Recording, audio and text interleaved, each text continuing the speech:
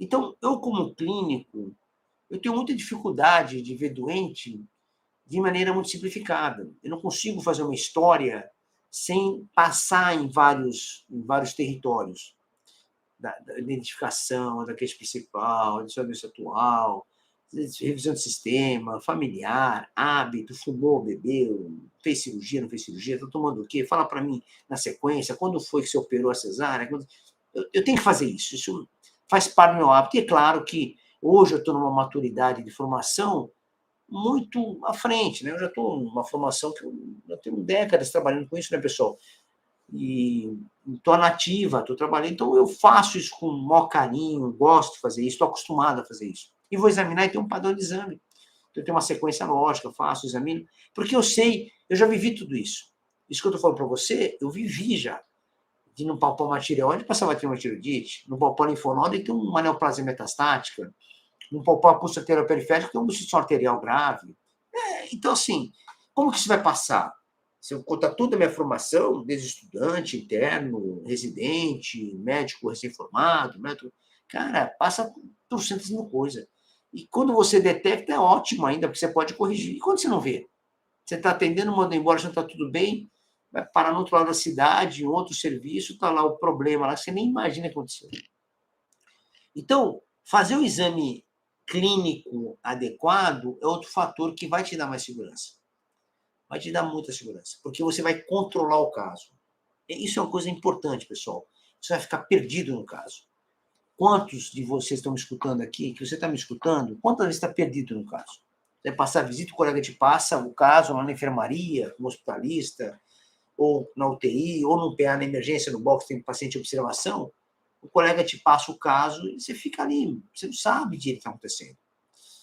Eu trabalho com UTI há muito tempo também, já trabalhei com protonista, visitador, gestor de UTI, chefe de UTI, o que você imaginar, já fiz em UTI, criei UTI aqui em Cuiabá, nós criamos 3 UTI já, aqui de alta qualidade.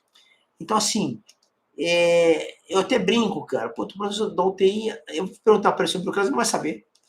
Sério mesmo, se eu perguntar com detalhe, não sabe o que está acontecendo. Não é grave lá. Quer dizer, uma situação que pode levar à morte, você não sabe detalhe do caso, às vezes. Olha que interessante. Você tem que refletir isso. Porque esse acidente vai infectar, vai fazer infecção bacteriana aguda, vai ter problema, e você não tem o detalhamento. Então, como que você vai ter segurança? Você vai prescrever um esquema antimicrobiano, como que você vai fazer para corrigir a segurança?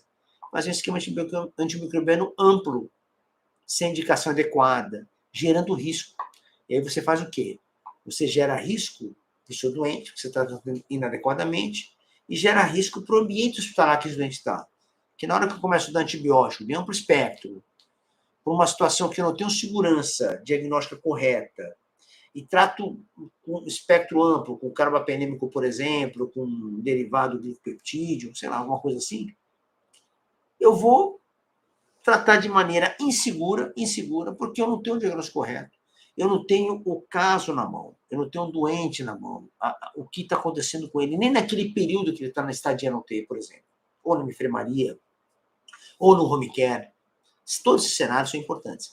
Então, o que eu quero dizer para você, pessoal, que a segurança nos antibióticos, ela passa por isso. E você, como médico, precisa estar atento a isso. Como que você fica atento? Como que você alerta para isso? Alerta porque você precisa ter conhecimento. Isso é um ponto fundamental. Então, e conhecimento você tem, você já é médico, você estudou, você fez o que precisava. Muitos de vocês são especialistas, ou estão num estágio, numa especialidade, ou estou fazendo uma especialização, sei lá, algumas vezes por semana ou por mês. Quer dizer, queira ou não queira, vocês estão se formando cada vez mais. E eu conto com isso, obviamente. Eu tenho essa esperança que a gente fique estudando mesmo, aprenda muito, como médico mesmo, né? Não é estudar como estudante. Eu sei que tem estudante aqui, mas não é desmerecer nada. Mas eu estudo voltado à nossa prática, pessoal. Quando eu falo para vocês aqui, ó, pega o conteúdo, dá para você usar, põe na prática, põe no campo de batalha, utiliza isso para você ver resultado, para ver resultados que você vai ter ou não. Então, a segurança passa por isso.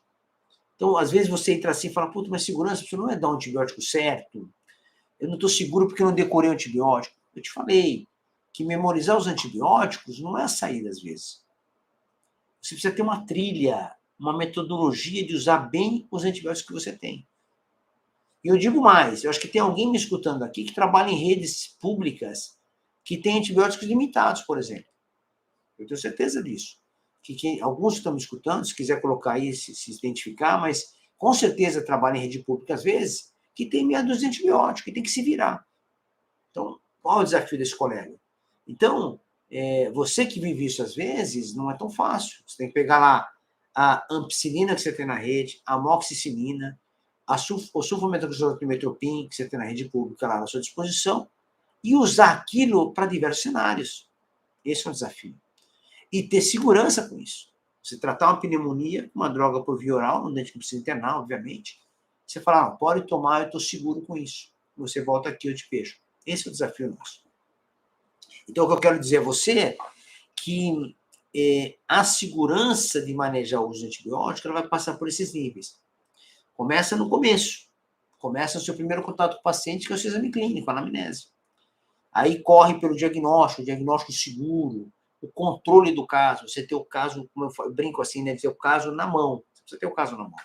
Se você não tem o seu paciente na mão, você saber o que está acontecendo, quais são as nuances daquela apresentação clínica da doença, que você tem que olhar com cuidado, os locais que você vai examinar desse doente.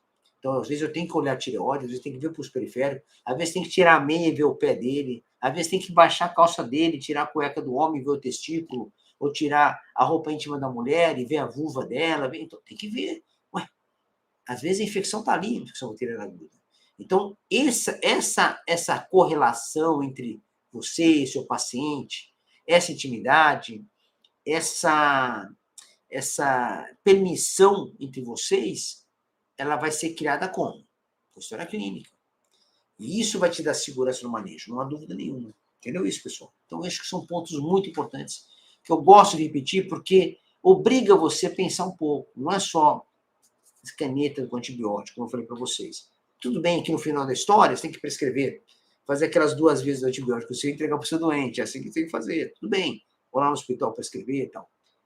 Mas eu quero mostrar para você que não passa só por isso, passa por uma discussão de como conduzir o seu doente, qualidade da condição do seu doente, como você ter o doente seu na mão e realmente poder entender um pouco da situação médica que está se apresentando e você tomar uma decisão terapêutica adequada. É isso que vai dar segurança para você, não tem outra saída.